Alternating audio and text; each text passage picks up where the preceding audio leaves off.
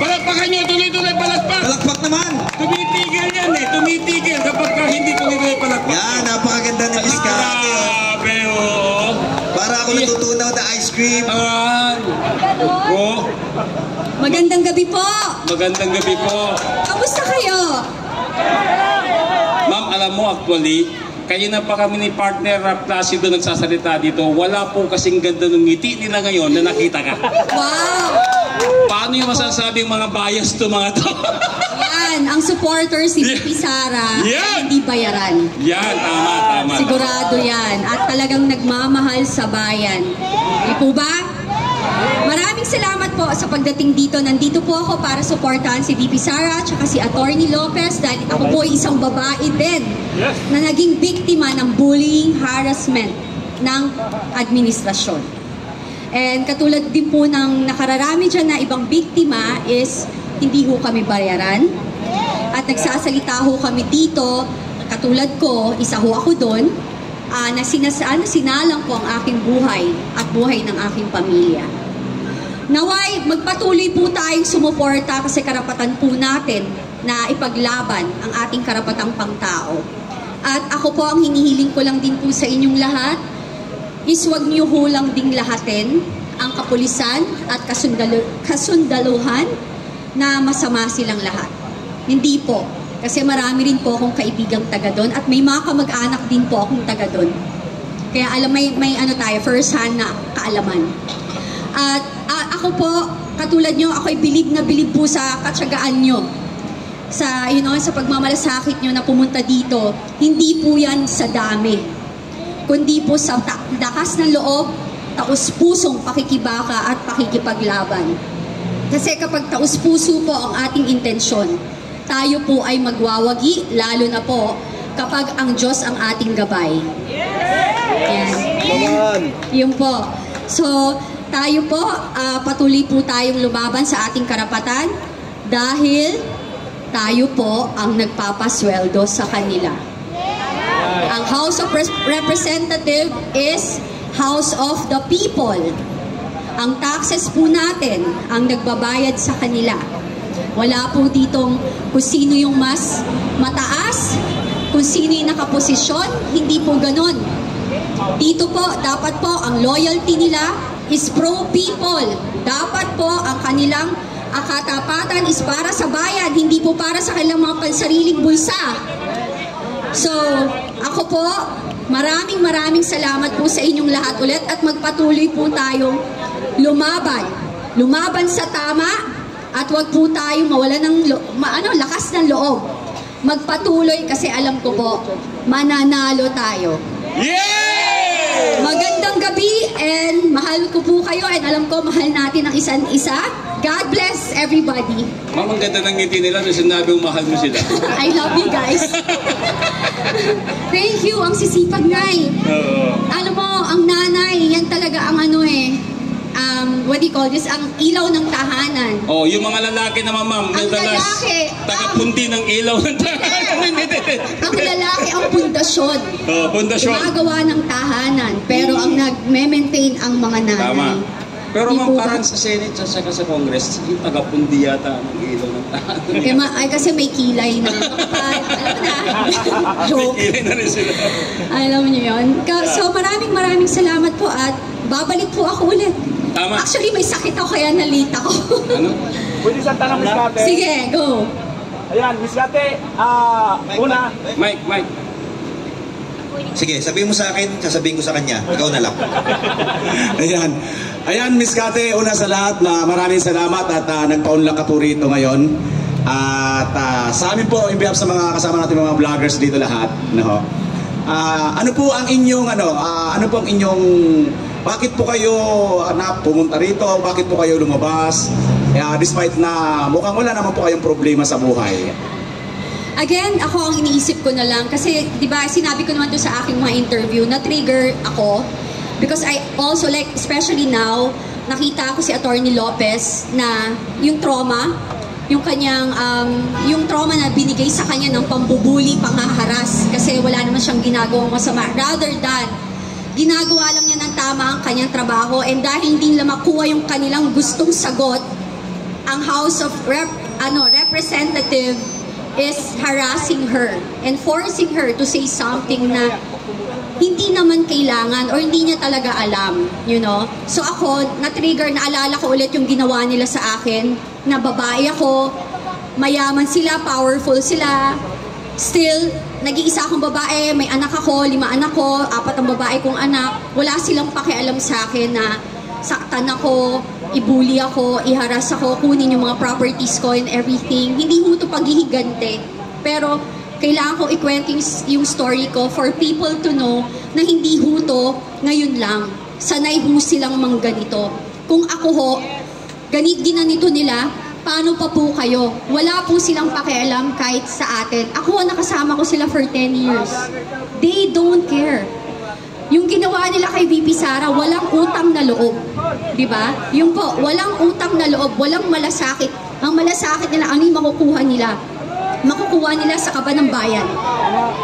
Yun. Duterte! Duterte! Duterte! Duterte! Yun po. Okay na? Hi? Okay. Okay na? Sagot na lahat. Ay, walang Ano na? Ayan.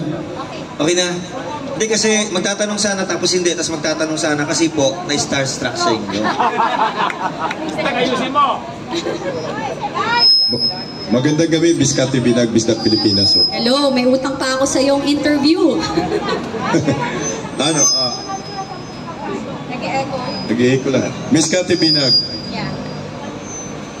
ano po ang inyong mensahe? Lapit ka. Ano po ang inyong mensahe sa lahat ng mga kababaihan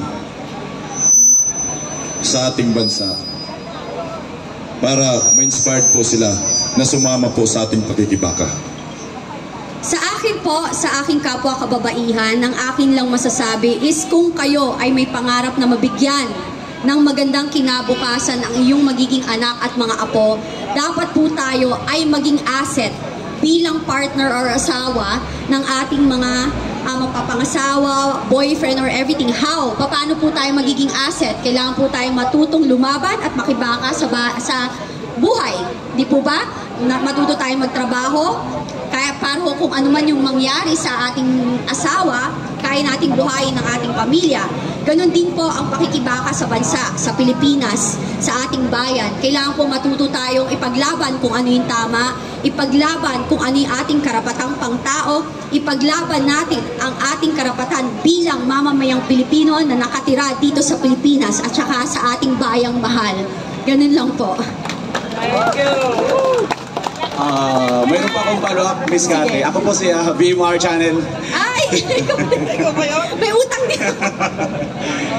Miss Kate, kahapon po nung napanayan po namin si Senator Bato de la Rosa with Yumi Santiago, ang isa rin po sa biktima, at nagpapasalamat sa programa ni Tatay Digong na War on Drugs because yung kanyang mga kamag-anak ay nagbago po.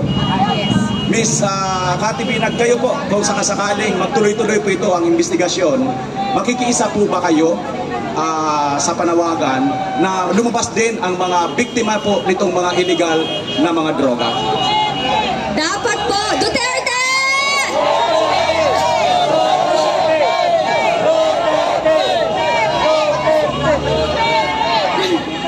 Nakakatuwa.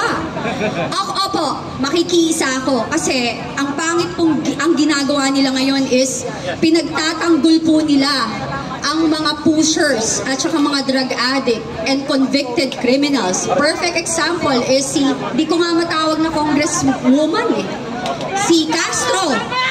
Diba? Naglalakad na convicted criminal. Tapos etong ating mahal na lawyer na nagtatanggol sa mga IPs, nagtatrabaho ng malinis.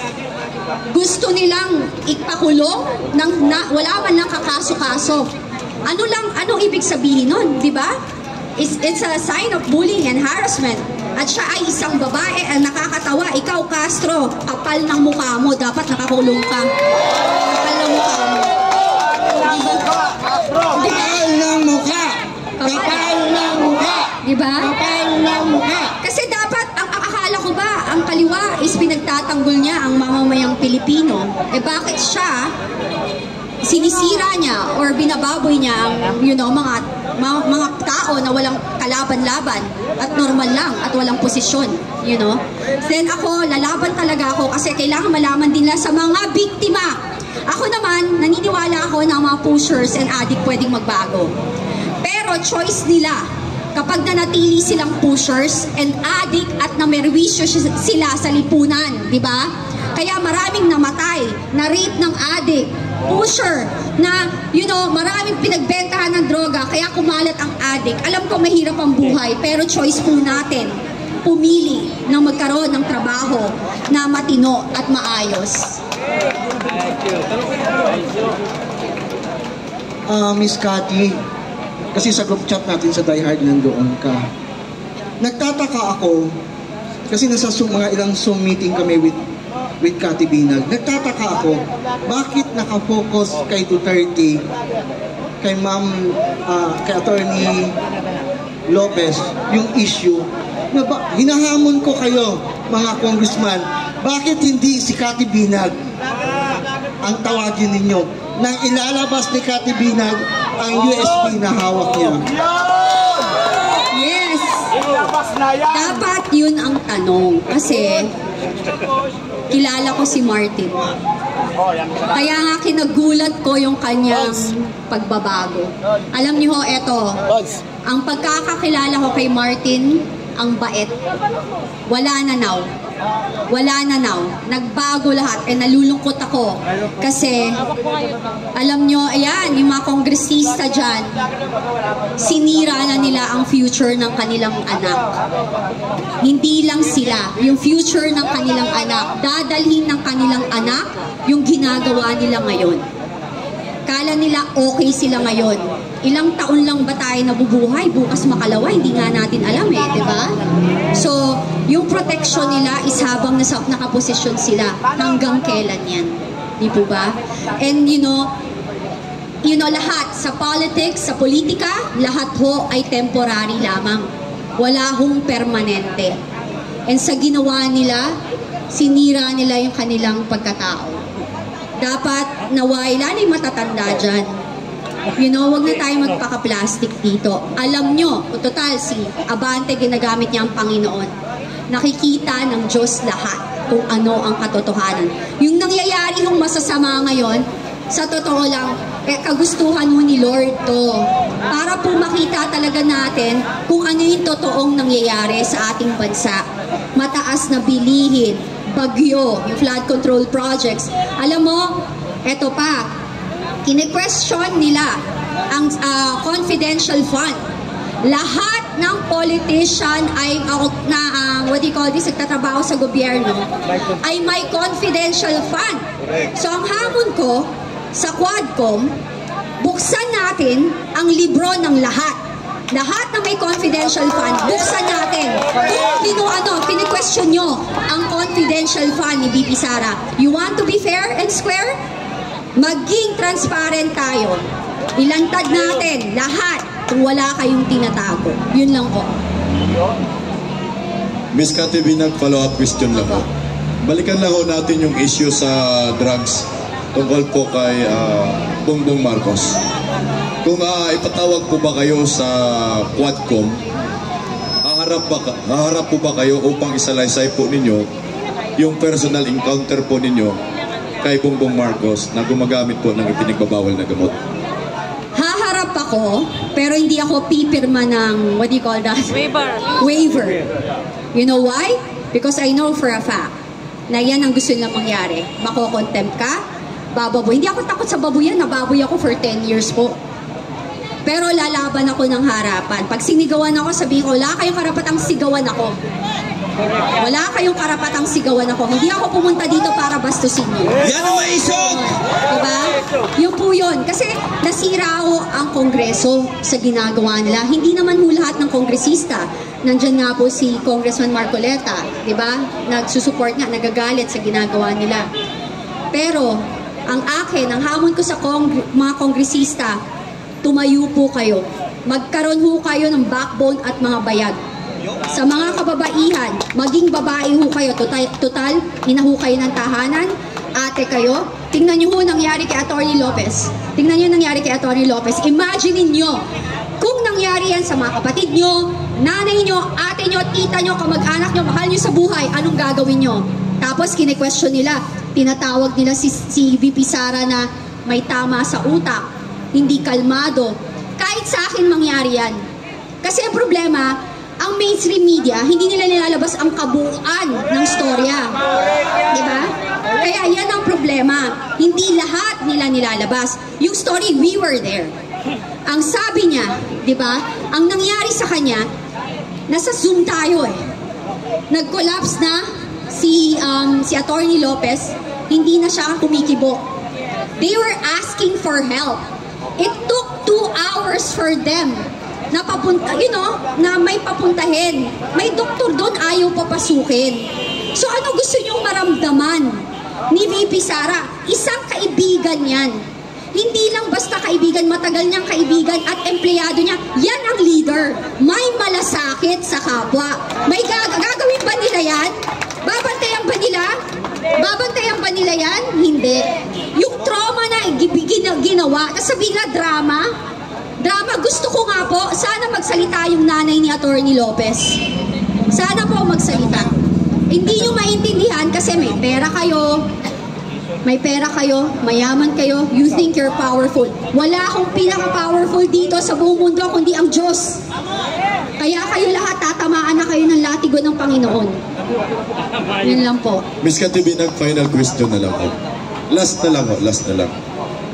Nung na-interview po kayo ni Maharlika, ang sinabi nyo ho, na meron kayong hawak na USB kung saan ikwento mo lahat yung pagkakilala at pagsasama ninyo ng dati ninyong boyfriend, kasama po si First Lady Alisa Aranita at saka si Bongbong Marcos. Kailan nyo po yan ilalabas? Meron na may hawak, lalabas na yan soon. Yun lang. Simpleng sagot. Last question, Miss Kati. Kaya yung sa mga nagko-call na ilabas ko na, let me do give me my time. Yes. Hindi ho tayo pwedeng magpadalos-dalos. Alam niyo ho yun? A friend of mine even told me, yung hawak mo, Kati, can put this administration down. So yung sinabi niya, kaibigan ko yan sa Congress. So ako, gusto natin, dati pa natin gustong ilabas, pero meron nang may hawak. Okay. So last question, Miss Kati Binag. Galing po ito, walang iba kundi kay Placido Veloso po. Okay, Placido. Ay, Miss Kati, magandang gabi po. Magandang gabi. Alam niyo mga kababayan, dahil po sa tapang ni Miss Kati Binag, palakpakan muna po natin na siya ay lumantad kahit na po ang kalaban ay isang presidenteng bangag. Lumantad po siya, nagpaliwanag. Siya po ay naka-impluwensya ngayon at nakakuha ng inspirasyon ang mga biktima ng droga. At meron na pong isang sumabay kay Miss Kati Binag. Yan po ay nagngangalang si Miss Yumi Santiago na aking kababayan sa Bataan. Maisog din po siyang lumabas at nagsiwalat kung ano ba ang buhay ng isang naging biktima ng droga. Ang tanong, Miss Kati Binag, kung sakali ba na mas marami pang mai-inspire sa inyong matapang na paglantad at kayo ay hikayating pangunahan na magsilabas at manawagan sa ating gobyerno ng isang masusing investigasyon, titindigan nyo ba ang mga biktima ng illegal na droga? Sa tingin mo ba, Placido, hindi ko titindigan? Sasagutin ko na yan! Oh! Yes! Nananawagan ako sa kapwa ko, biktima, pamilyang na biktima ng mga gumagamit ng droga, namatayan dahil pinatay ng adik, namatayan dahil pumasok sa pagbebenta ng droga ang kanilang kapamilya, ang mga nabiktima ng mga adik na nahagahasa, naharas, at nasira ang mga buhay dahil sa pagdodroga. Sabayan niyo po kami. Nandito po ako, tutulungan ko po kayo. Kahit maghirap ako. Palakpakan po natin si Miss Kati Binag. Kaya Miss Yumi Santiago, kami po ay nananawagan, may partner na po tayo, kay JM Morales, nandito na po ang mga gagawa ngayon ng panibagong hearing pagdinig sa Senado at Kongreso. Palakpakan po natin. Anti-illegal drugs, pro-war on drugs, Miss Cathy Binag. Palakpakan po natin. Huling mensahe po. Maganda po ang ginawa ni President Duterte na paglalaban. Thank you po. I love you also. I love you. I love you. Ay, from Canada. Wow. Thank you so much. Ayan. Maganda po ang ginawa ni President Duterte sa war on drugs. And again, sabi ko, hindi ko tinatanggal yung kasabihan or yung paniniwala na ang tao ay may pagbabago. Pero nung panahon ngayon, those are the safest year of our lives. Kasi takot po ang tao. Ultimong politician, takot magnakaw. Ang military, talagang ang dignidad nila, mataas ang kapulisan. Binigyan niya ng integrity, nilabas niya kasi for the longest time, nababoy ang kapulisan tsaka sundalo. And you know, there's a lot of, marami po tayong pulis at sundalo na matitino. And talagang inayos niya. And kaya ako, you know, sometimes bakit mo pinagtatanggol yung pulis at sundalo? Kasi ako naniniwala, hindi lahat. Ginagawa lang nila yung trabaho nila. Pero, pag dumating ang panahon na kinailangan talaga nilang lumaban para sa atin, they will do it. I believe in that. Kasi ano na yan? Yan ang kailang sinupaan, tungkulin. Ganun po sila. Maniwala po kayo, magbigay lang po kayo ng konting pasensya sa kanila kasi you know, ang hirap din po ng kanilang kalagayan. Pero sa patuloy nating pagdadasal at paniniwala sa Panginoon na ang kasamaan ay hindi mananalo sa kabutihan, tayo po ay mananalo. Di po ba? Yun lang po. God bless everyone and good night. Cathy Binag, nasa tabi mo. Thank you.